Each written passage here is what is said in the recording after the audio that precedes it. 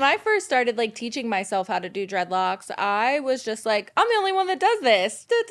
Like in my little world, there was not Instagram where I'm seeing all these other people doing it too. Now, you know, you have your portfolio online, you're creating content, you're inspiring people, and then you just start to see more and more people doing it. It's really cool too, because I feel like I've inspired a lot of people to choose this path as their career. Single moms that want to be able to work from home and like make sets and sell them online. Yeah, absolutely.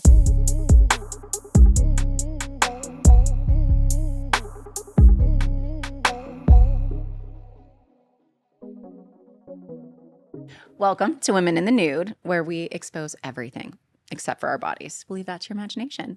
Hi, Rollie. Hey. I'm so glad that you're here. Oh my gosh, I'm honored. You're such a badass. Thank you. I mean, okay, so your dreadlocks are insane. Thank you. I have so many questions. I got answers. How did you get into the industry? I guess is my first question. Okay. And also, I'm just so happy that you're here. Sorry. No. I feel like you're so badass. So the mutual love for sure.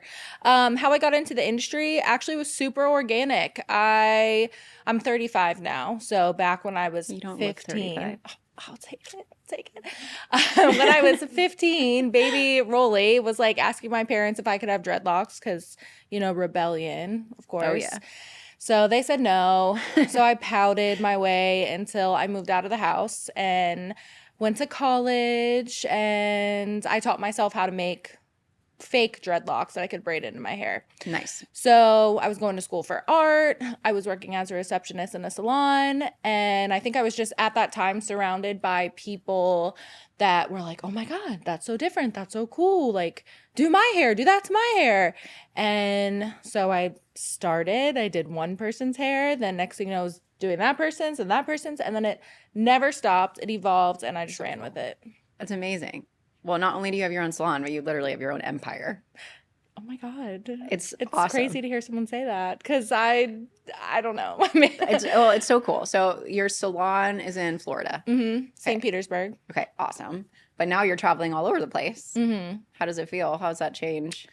You know, that's my favorite part, actually. I think I've been so lucky, you know, to have such a niche skill and a niche like vision with, you know, creating dreadlocks. So majority of my clients travel into the salon or they have me come out here, which is actually why I'm here now. I had a call and was like, I need my hair done in 2 days. Get on the next flight. And is that like a celebrity? Like do you get on a plane for, I was going to say, that's probably, either a celebrity or the right amount of money. Yeah, there you go. That's really great though. Yeah, it's fun. It's my favorite part. And so right before we started recording, we were talking about doing the things that we love. Yeah, absolutely. And it just doesn't feel like work. And that's the way to do it. Mm-hmm. Has any part of this ever felt like it's taken the fun out of it, or has it just been? I think that's a real question that I could be vulnerable about that like maybe a lot of people don't talk about, or like, you know, everybody wants to like show you what's so good and great and perfect all the time. Yeah. But absolutely, like burnout's real, you know, so trying to avoid that or like do things to like nurture yourself to avoid that. And then owning a business and managing people is challenging. Yeah. And I'm learning as I go. So I always say, I don't know what the heck I'm doing. I just am trying and seeing what sticks and what doesn't. So those are the challenges for sure. Yeah. I have my own company as well. Mm-hmm. And I absolutely feel you on that because this part of my career is the first corporate style office. I mean, we're remote, that I've ever been in. And as like a leader of the company, I'm the co-CEO, figuring out how that works and functions on the spot is super intimidating. And then handling employees, never done it, not used to that. We have amazing employees, but still there's so many things that you have to learn and then lead. And that can be super challenging. Adding travel to it, all of it. I mean, mental health, like I'm also a mom, you know, I'm a wife, all of the things. How do you balance your side? I think that's something I'm also still trying to learn, to be honest. I think when I was like a little bit younger, like in my 20s, I was just like, go, go, go, go, go. I had all this energy and like, you know, maybe I didn't like feel that burnout or feel like I needed to nurture myself the same way I do now in my 30s. Yeah. So, I mean, honestly, like therapy, like going to therapy. Love my therapist. Therapists need them. And like just like setting boundaries, as cliche as that sounds. And not at all. Trying to stick to them, which is the hard part, you know. Yeah. Hanging out with my dogs and my girlfriend. Yeah, that's the best. But if you have any tips, I mean, I could use them. I'm learning just like you. Yeah. I mean, I think it changes because I feel like once I get good at some sort of I don't necessarily want to call it balance, but just like if I get into a space where I feel like, okay, I'm on a roll, something else flares up. I'm like, oh, okay, well, how do I handle that part? Or it's like you relax into it and then you're not doing as you're not as good as all of those, you know, great habits that you've built up. Once those slip, you have to like get back on the bandwagon and figure it out again. I'm so sad. I just moved to a different state and my therapist can't practice there and I'm pissed. I'm so pissed. Wait, so you don't live in Cali? I live in Vegas. Oh. But I grew up in LA and I travel in all the time. But I was so sad. Oh my gosh. Yeah, that's like a real breakup. Yeah. So have you found now I have to find somebody else. Oh, I'm devastated. It's like dating where you like have to see if you work and you mesh and it's kind of awkward. I was so lucky. It was like the first girl that I, you know, and she was just awesome. It was perfect. I found my therapist person and now I have to search again and I'm so mad. I'm really sad about it. I mean, maybe like everything happens the way it's supposed to, they say. I don't know. Yeah. But that part, I mean, I don't know how you grew up, but that was never something that was normalized. Not only in my childhood, but, you know, just in general family. It was like, that's a weakness. That's, you know, what happened to you, you know, sort of a thing versus just, hey, how about we just kind of try and better ourselves and have someone to talk to that's not biased and that like has a perspective and that we might not be seeing, you know, to our generation. I think that's like old school mentality. Absolutely. And maybe we're starting to. Are you the same age as me ish? I will be 30 in February. Okay, so I feel like I'm 50. My back feels like it's 50. But like, you know, we're kind of like the generation that's starting to really advocate for like mental and make it not weird, you know? Yes. Yeah, it's taking away the stigma is so important. And I'm happy that is happening in my life because now I know that my son will also, you know, he won't even, well, hopefully anyway, it won't even be a second thought. It'll just be, you know, that's so how you beautiful. treat it. You know, I don't have children and I imagine that's got to be one of the most hardest things in life is like raising a human, but kudos to you and that's so cool that, you know, breaking those. The hardest part about raising a kid is self-regulation. I say that over and over again. It's handling your own emotions because not only do they learn from you, but it's like, you know, it's like how it's all about how you control yourself versus how you try and control your kid. And I think that's something that also our previous generations. 100%. That was never a thing. It's like, you know, well, my parents did this, so you're going to endure it sort of a, you know, even if it's subconscious, it's just like, this is how it's done. And I think millennials, just in general, are way more conscious about how something is said, how, you know, it affects you later and understanding how. And being selfless, you know? Yeah. Because you kind of have to put that person first. Yeah. I mean, that's how it should be anyway. Well, I mean, actually, I don't know. I don't even know because maybe you have to put yourself first in order to be. It's a good point.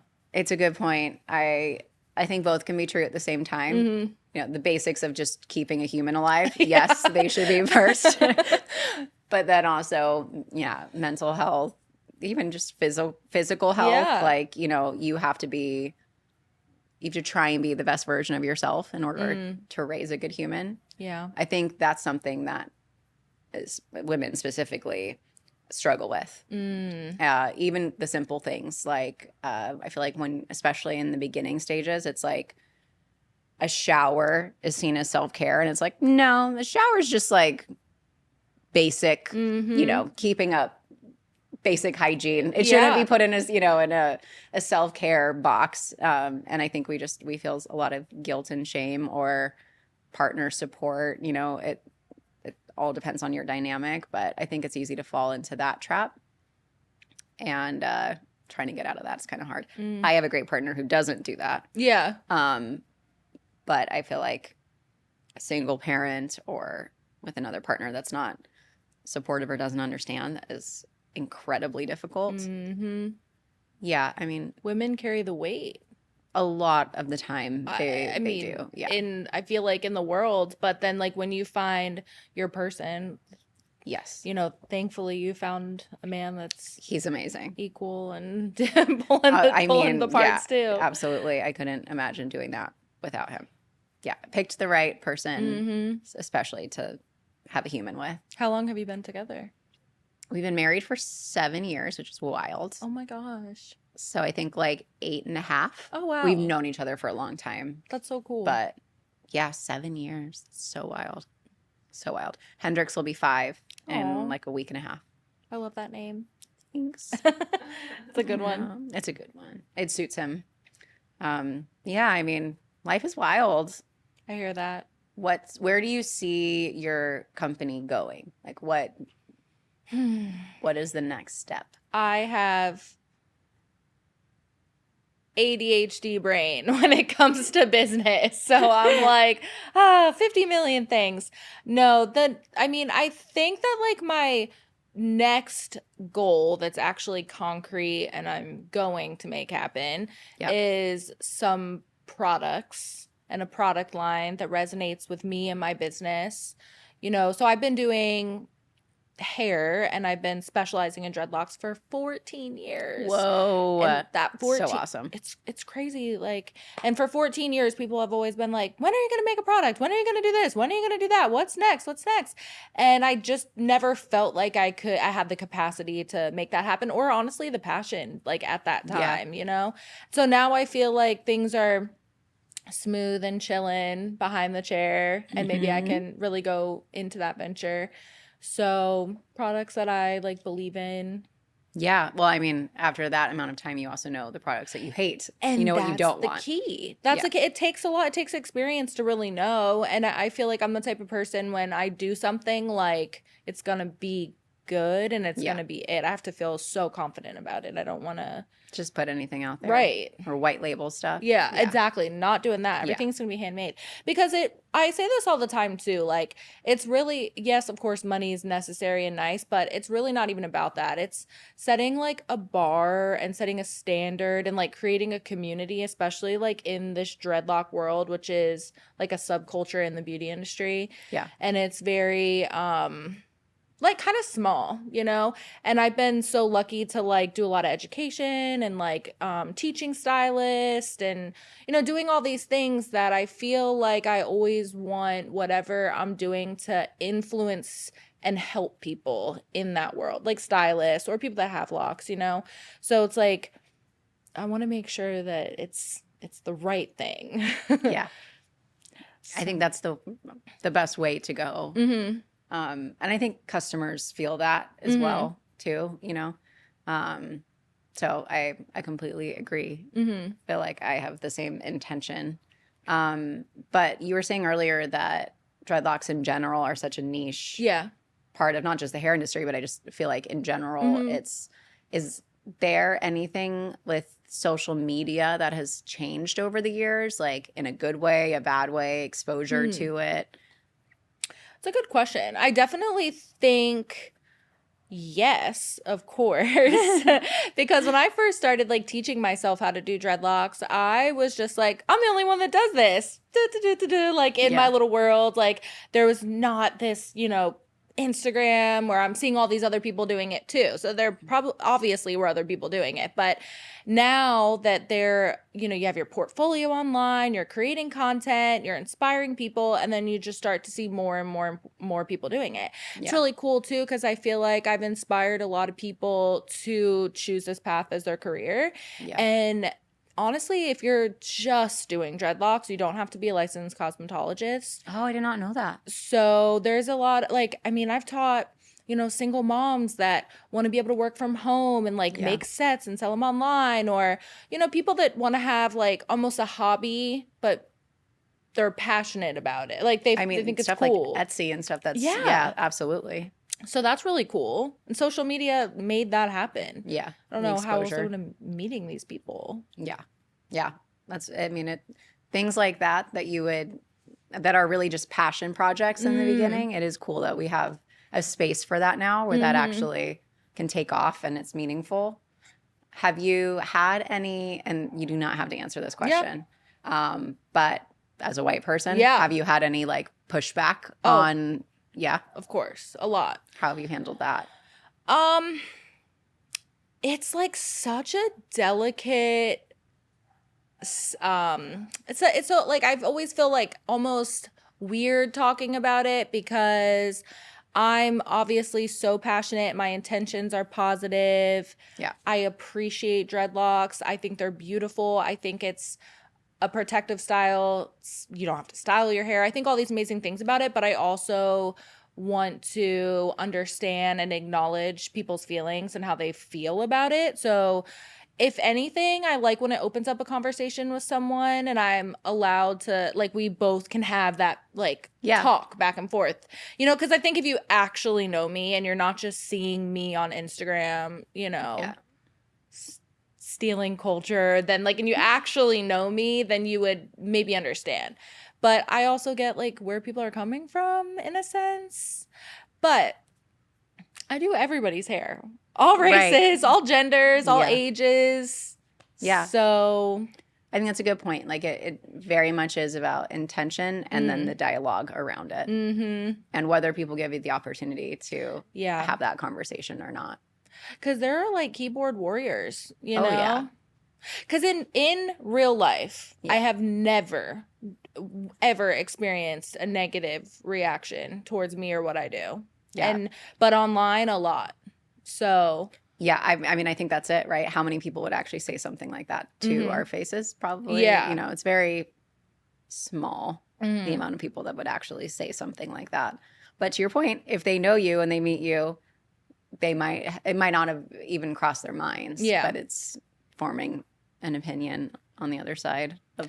This brings up a cool point too, because I think that, so when I first started doing dreadlocks, my initial mission was to allow dreadlocks to be seen in the hair industry as beautiful and in a textbook in cosmetology school and all those things. And so my mission is always dreadlocks are beautiful. Everybody wears them. Doctors have them. Nurses have them, it's not just hippies at a festival, Right. So that was my first mission. Then as time went on and I started seeing, the cultural appropriation aspect, I was hold on, wait, we can teach each other, we can come together. So something really cool right now is actually next weekend, I'm doing a class with another dreadlock artist who specializes in ethnic hair. He's Mexican. He specializes in wicks, so big giant dreadlocks and a whole different vibe than me.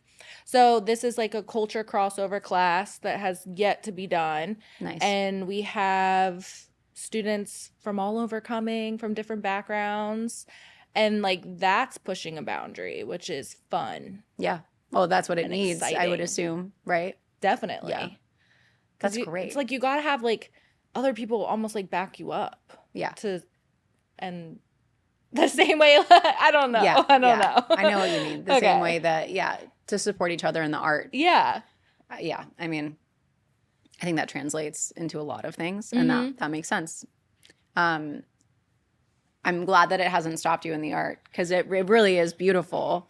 And our producer, Brie, was talking about when she had them, how amazing her hair was in between taking them out and after she had decided to not have them anymore, it was like, wow, my hair was actually protected. And that's so cool. I mean, not only does it look amazing, but there's just so many different sides of it that I don't think that people know. I agree. Yeah. I love seeing it. Yeah. And I love the creativity too, being able to do different colors and like, you know, take them in and out. And yeah, I think it's beautiful. It is fun. It's like hair that you can literally decorate. Yeah. Like mine isn't even decorated right now, but beads and it charms. definitely is. I was going to say, you do have charms in there. Yeah. The That's pink is really a lot. cool. So I'm like, you know, I gotta. I love it. I wish I could. Maybe like one. Yeah, maybe one. Yeah. I can't like go crazy colors. Yeah. I wish I could. Unless it's for something, which I guess that means that I should just like write something, produce something where I get to do something fun and crazy. That makes sense. Yeah. You look good with dark hair and your blue eyes. It works very well. I'm terrified to highlight it again or bleach it, or I might have to do that next year. Like, am I going to have to go blonde again? For a role? For a role, yeah. That's so It'll be, it's worth it. Yeah. Like, what a cool life. Like, enough about me. Oh my God. Like, what a cool life. You get to, like, have a different persona and, like, turn into a different person. Yeah, that for sure. That is definitely one of the best parts. Yeah, is trying something else on. I have a question. Go like, for it. if you're, like, working on a show or a movie or whatnot, and you're, like, in that role and that character, when you go home and your wife and mom, is it hard to break out of it? Or do you... No. I think that there's different styles of acting too. So maybe for others, especially method actors, I think that line is often blurred. So for my personal experience, no. I think that unless you are doing something that is very specific, like an accent or disability or like you're mimicking a real person, or then it's different. You can compartmentalize a lot easier. And for me, just like we were saying, it's like, you know, it doesn't feel like work. It's something you love. To me, it's summer camp. When I go to work, it's like I'm around so many cool people. We're all working towards the same thing. It's just, there's nothing like being on set. And it's why everybody from, you know, craft service to like your top producer, it's like an addiction. It's like, what else would we do other than this? That's true. My first TV show, I was 5. Wild. I got into the industry when I was around 3.5, 4. That was like modeling and commercials, but actual set, like to your point, 5, you know, being on an actual set. Yeah, I mean, I've never wanted to do anything else. Now I'm doing lots of other things, but I never want to give that part of my career up because it is very special. I just got in the editing room for the first time. It's, you know, I want to direct as well, but I would say directing and editing are probably the 2 things that I haven't done yet. And being in the editing room was very cool. Very, very cool. I knew everything that it like went into it, but seeing it and seeing the way things are not just put together, but decided and why they can, you know, and can't be used, all of those things. Catching things, continuity. I'm sorry, go ahead. No, I was going to say I had that conversation yesterday, so you might find this interesting, but I was here to do Jennifer Lynch's hair, who's David Lynch's daughter. Yeah. So she's working on a couple of shows right now, and that's what she was talking about, like how the editing aspect, you know, like you get all this footage and then so much of it isn't even going into the show. And I was like, that's cool. I mean, it makes sense. You just never really think about it until. As an actor, like I don't love to watch my own stuff. I do to a degree. Yeah, I know. Really? I do to a degree because I like to see something come together. Yeah. But that's not something that like I love. And I will say, you know, when you watch something that you're in, you're like, that was not my best take. Why would they choose that? And I knew already, like, who knows, the other take might have been soft focus or the set, like they couldn't use it. Maybe there was a continuity thing. Maybe there was whatever. There's hundreds of different reasons why a take can't be used, even if your performance was the best. And so, you know, being right about that, I knew I was being in the editing space, being like that, we can't use that. The light was totally off. We can't use that. You know, there was blood, like a squib in the photo. We can't use that, you know, or in the photo, in the take. But there's just so many little things, and things still slip through the cracks. Yeah. There was a movie that I watched the other day that I was in, and I was like, there was ice cream in the bowl, and then there wasn't. And I can never unsee it. Oh my God. And I watch every project like that, or anything that I consume. So TV, movies, whatever. I just constantly am unfortunately looking at continuity and even just like your hair was like this and then it was like that. And it bothers me so much. So much. Listen, I was on set of a music video. That was my first experience. Holy music moly. videos are a different animal. 12 hours for 2 days. I never want to hear that song ever again in my life. And I was like doing the hair. And so you have to be there all day just to make sure that the curl is exactly the same way, that the ponytail isn't sticking out. Like, that's what you're there for. Yeah. Which... and actually you face that or you hear that a lot with hair and makeup in general, because that versus celebrity styling or versus working in a salon, they're all so different. So different. And it's a specific passion because there's a different, it's funny you say it's that. Different. It is different. Yeah. Yeah. Yeah, I mean, everybody serves a purpose. Everybody's there for a reason, and some of that will drive you crazy. My husband, when he first started out in the industry, was a PA, and some of the first things that he did were music videos. And they are, honestly, they're awful. Yeah. They are awful to work on. Kind of that's how I felt. I was like super cool to say I did it and cool to see how it goes down. Yeah. And like love all the food. For sure. That's like the only benefit though. Yeah. You know, it's like, otherwise you're just sitting there. Especially if like they're not union, you're just there for like 36 hours. You're like, this is insane. When is this going to end? Yeah. There's a lot of stuff in the music industry that is very questionable. So, you know, okay, music videos, entertainment industry, it seems like have worked for, or you've experienced a lot of really cool people. Was there a favorite or is, a couple favorites? Well, honestly, Jen Lynch is totally one of my favorites because her as a human is so cool. She's so special and funny. And, I feel like she's one of those people that she only lets so many people in. Right. So I feel like when our friendship is real and that's cool. Different energy. Definitely different energy. She's very, very cool lady. Love getting to work with her every time I do.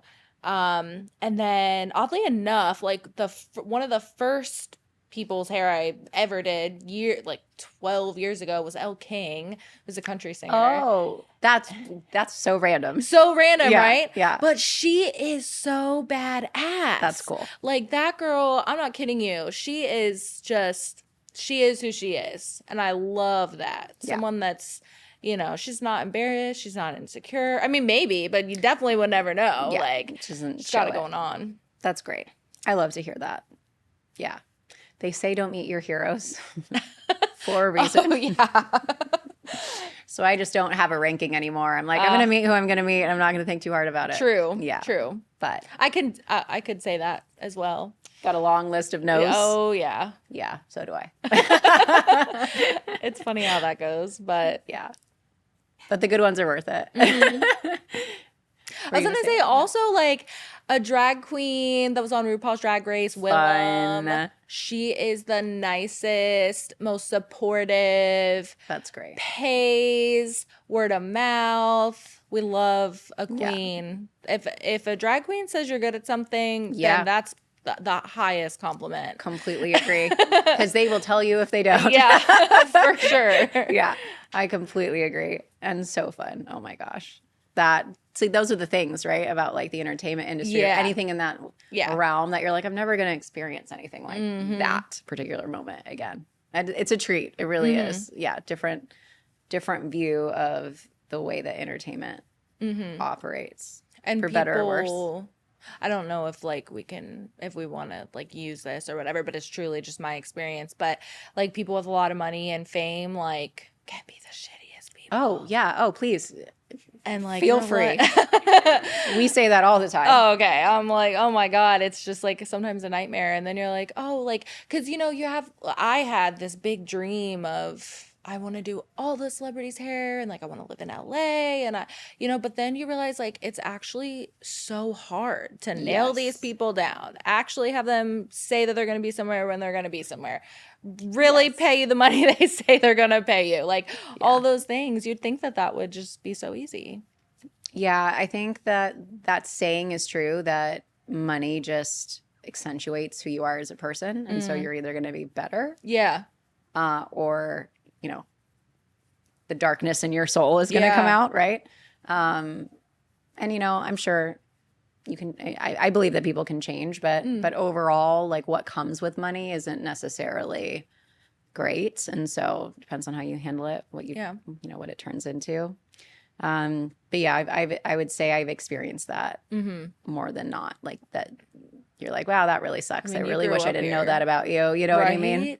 Yeah, you grew up here, so it's like you know who I think who I think is great. I know this is like kind of out of left field, but the talking about like don't meet your heroes thing. I always get asked, still to this day, who's your celebrity crush? Yeah, I hate that question with a passion for so many reasons. Not only do I've never like had a ranking. Yeah. But I'm petrified of saying a name and then working with that person. Oh my gosh, what I mean? That's funny. And I'm about to say this person not because he's a celebrity crush, but just because he's so many, like he's on everyone else's list, sort of a thing, I went to a designer dinner years ago, and Chris Hemsworth sat next to me. And it was so sweet because the entire dinner, all he talked about was his daughter. Oh, I think she was a toddler, and the designer was asking about her, and he just gushed like the whole night. And I was like, oh, there are good ones out there. Right. Like, he is a good dude. That was nice to see that, they're not all bad. Right. But yeah, here's how I have started to categorize it. Because I have come across so many negative encounters, I always look at the way that they treat their fans now. Because behind closed doors, I can talk a lot of shit, to the people I trust. And I've stepped back and been like, the general public doesn't know that about them. And if they are good to their fans and they're good outwardly, I don't really care, if that makes sense. Like I do care just based on like how they treat the people that they work with. That will forever bug me. But at the end of the day, is it worth harping on? If like, is it worth outing? Right. If they're good to the people that love them and follow them? I don't know. It's just like a question I've kind of bounced around. Bree's heard me complain about a lot of people. I feel like it's one of those things, though. It's like what you put out, you get back. So how can you not live like that? Is my whole like mentality in life. It's like Agreed. I want if someone meets me to feel good and feel like I made them feel good and I'm nice. Like I would never want to have a bad reputation or hurt someone's feelings or make someone feel less than or that's crazy. So, but I guess it's like ego or something. Like, I think, it's security, all the things. But I think I'm speaking from the entertainment industry now. I think what happens is that it works. Yeah. And so I think the older I've gotten, the more that I've seen it happen. It's like the squeaky wheel always gets the oil. And that's a really frustrating situation. It's like, if you don't, I'm not even talking about standing up for yourself because that you should always do. But if you complain about something or you make something difficult, you get rewarded for it. And I hate that. And so I've also thought of this as like being the nice person, being the person that does, right by everybody as much as they can, doesn't always come with the reward that you're hoping for. Yeah. And so it's like, can you sleep at night? Because to your point, I wouldn't want to make anybody feel that way. Yeah. But that doesn't mean that you're going to get ahead because you're a nice person. And that's shitty, but the truth. It's the truth. Yeah. I literally feel like the people that walk all over and stomp on other people, they're the ones that get to the top. Yeah. I really do. And that is scary. For sure. But I also don't think that it's a forever thing. I think that there is a cap to that to some degree. And I think that especially in the entertainment industry or social media, like the internet doesn't forget. Yeah. Similar internally where it's like you are then known as that. Yeah. You know, if you have a big enough following or, you know, you're a big enough, whatever you want to call it, celebrity, whatever the label is, you might get a lot of those big opportunities and get rewarded for it. However, you're still known as the difficult one. You're still known as the one that is like hell to work with. And every room you step into, people already have that feeling about you. And I would never want that to be me, no matter how famous, you know, you are. Like, you got to know that ultimately you're the one that nobody wants to be around. You know what I mean? Like, that's shitty too. And yeah, that just seems like a I don't know why I keep thinking about Leonardo DiCaprio when you say that. Because, like, he is so, like, obviously mega A-list and, like, you know, all his little reputations. And his, he has finally broken the, what, is it 26? Yeah. His girlfriend is now 27, I think. Big step forward. Maybe she's the one. Yeah. Maybe she's it. That's progress. I have one experience with him that I won't mention. But overall, I don't know anybody that has actually worked with him. Or maybe I do, but they've never talked about it. Yeah. And so that's probably a good sign. However, I don't know. I mean, he's handsome. Yeah. He makes great movies. He's extremely talented. Very talented. He is very, very talented. And he cares about the environment, despite his jet. But it's fine. It's okay. Yeah. But yeah, I mean, it's also hard to please everybody, right? You can't please everybody. So at what point do you just be yourself? There's a line. There's a line. I love the The coaster came with you. I love the booty cup. I mean, we talk about this all the time. How do we feel about the red nipples? Because they did not look that way online when I bought them. And then they arrived and I was like, red's a choice. And I feel like I need to paint it. And the Sharpie didn't like work. Pink, maybe? Yeah, like that would be cute. Yeah, or brown. Maybe I was going to say pink, brown. One brown. Ooh, I like that. Well, not like one and one, but like one. Oh my God, you could even get tiny little rhinestones and make them pierce. That's cute. I do like that. But what's funny about the brown and the pink is that one has had a baby and one has not. Oh. Because your nipples change color when did you not know I didn't know that. Okay. So no matter your skin tone or complexion, the reason your nipples get darker when you're pregnant is because once you have the baby, it is easier for the baby to find the nipple. Whoa. So it's literally your body being like, here it is. And because they can't see, they can't see very well.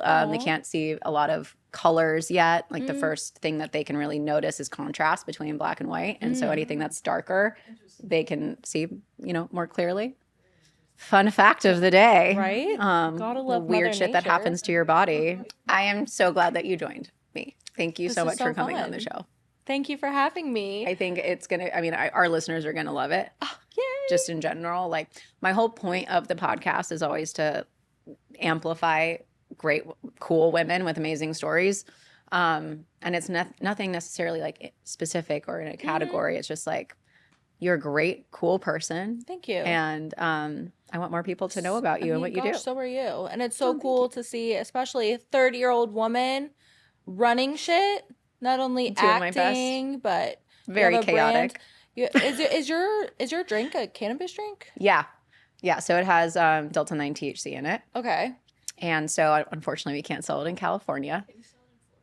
I can't. Florida's great for us. Wait, you can't sell it in California?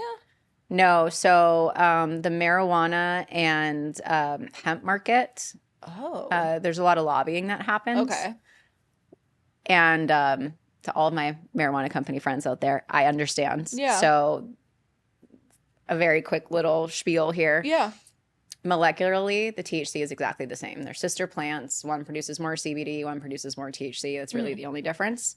Hemp has a loophole under the Farm Bill that we can sell, and we're federally legal. So we can cross state lines. We can sell or ship through the USPS, which is wild. We operate like a normal business. We get our tax write-offs. We're a Delaware C Corp, all the things. Cool. Marijuana companies cannot do that. So because they're not federally legal, they literally have to pick up their business and start an entire new one in another state that is legalized marijuana, instead of being able to just ship across. They have to grow in the same state. They have to manufacture in the same state, all of the things. It's incredibly difficult. They don't get the same tax write-offs or the same tax incentives. I mean, it's really difficult. And it was just kind of like 2018, hemp became legal and everybody jumped on the bandwagon, and the marijuana industry was kind of like, what the fuck, this sucks. And so when Delta 9 entered spaces like the California market, we can't sell in dispensaries, but we can sell in liquor stores and convenience stores and restaurants if they want us. And so we got all of these advantages on top of all the advantages of being federally legal. Right. And so a lot of the states that have legalized marijuana companies, I totally understand, have fought back. And so it's unfortunate because instead of working together, it's created a little bit of chaos. And because of that, there's a lot of misinformation, which is a real bummer. Right. I think we're moving in the right direction. You know, can I buy hippie water online? In Florida, yeah.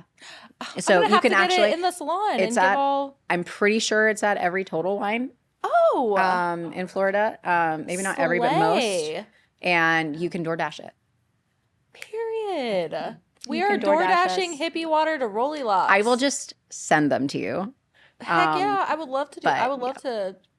My clientele would love that. They would eat it up, and then they'll be buying the cases of it, I'm sure. And they'll be happier in your chair for a long time. We could use that. Yeah. We could always use that. Like, is it like, should I not drink one while I'm doing hair? It might take you a little longer. No. Okay. The thing is that depending on your tolerance, everybody's different, but most people are not like on their ass or like sinking into the couch. They're low dose, so they're 5 milligrams. We have a 10 milligram that just came out. But have you ever had cannabis beverages before? I actually haven't. So I never knew that they existed before I got into it.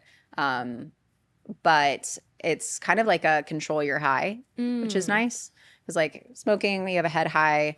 Edibles, you have to wait forever. They kick in all at once, and you could be high for 6 hours, and it sucks a lot of the time. This is an in-between. So say you drink like a quarter of the can. In 15 to 20 minutes, you'll start to feel something. It'll peak at an hour, and then it'll like gently fade. So you can either drink it faster, slower, more cans, less, whatever works, whatever you're trying to achieve. So that's nice. It depends on your tolerance. Okay. But yeah, so my answer is yes and no. Okay. I'll test it out. I'll test it out and let you know. Yeah. Well, I'll get back to you. Regardless, you'll sleep really well. Yeah, I could use that. Yeah. Yeah. Well, thanks. Thank you. I really appreciate it. Oh my gosh. And you're welcome anytime. Heck yeah. I can't wait to come back. Sounds good. I love LA. Or I'll see you in Vegas. Yeah. If you come to Vegas, let me know. Okay. I'll have to send you like a wig or something. I was going to say like, it'd be really fun. If that's ever a role in a movie. Yes. I know who to call. Like I said, I just need to write it. Yep. I'll just write one. That could be interesting. Yeah. Where that would go. Okay. Bye. Bye. That was awesome. Thank you so much. Thank you.